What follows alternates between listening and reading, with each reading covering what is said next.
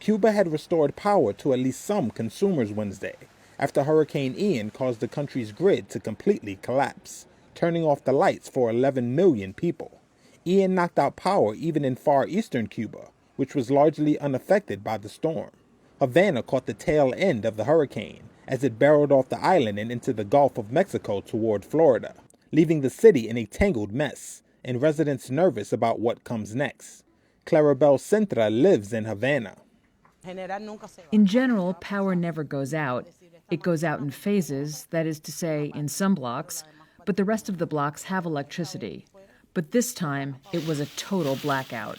The power came back for a while and then went out again. Our concern is that now with the floods, we haven't been able to go out to look for food.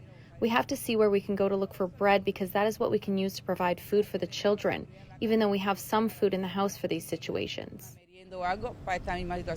Before the storm, Cuba's already frail grid, largely dependent on antiquated Soviet-era oil-fired generation plants and scarce fuel, had been faltering for months.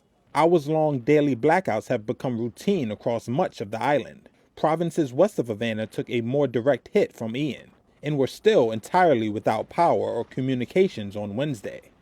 Roads into the region were littered with downed trees, gas stations closed, and many low-lying coastal areas remained flooded and impassable.